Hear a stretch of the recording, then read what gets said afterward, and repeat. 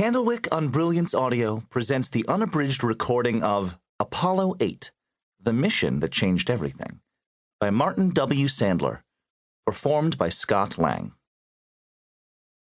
December 21st, 1968, launch day for Apollo 8. Tens of thousands of spectators at the launch viewing sites gazed at a gigantic rocket with a tiny space capsule perched atop its peak. The rocket was unlike anything the world had ever seen. Standing 363 feet tall, about the height of a 36-story building, and weighing 6.2 million pounds, the Saturn V was truly amazing. Its 5 first-stage engines produced a combined thrust of 7.5 million pounds, about 160 million horsepower, more than 75 times the power of a 747 airliner taking off. The rocket was so powerful that in the first second of its firing, it burned nearly 40,000 pounds of fuel. When the first test was launched, the sound waves it produced were so strong that a full 4 miles away, at the launch viewing area, news anchors had to keep hold of their television booths to prevent them from collapsing around them. Everything about the Saturn V was bigger, stated NASA's Director of Launch Operations, Rocco Petrone. If you had to pick up a valve, you couldn't pick it up by hand. You had to get a forklift truck. Most amazing of all was the building in which the rocket was assembled. It was, of necessity, such a mammoth structure, 716 feet long, 518 feet wide, and 526 feet tall, that it actually had its own climate.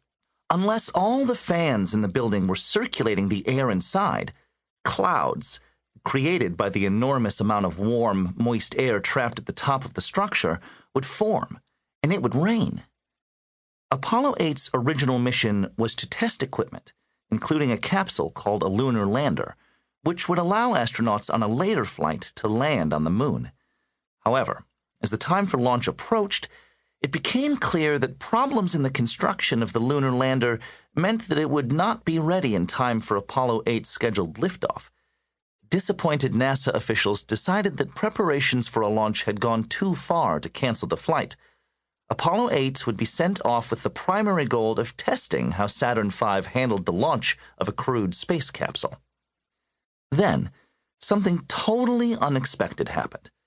In August 1968, NASA officials received word from the Central Intelligence Agency, CIA, that a Soviet rocket capable of carrying 2 people to the moon, but not landing them on it, was being moved into launch position.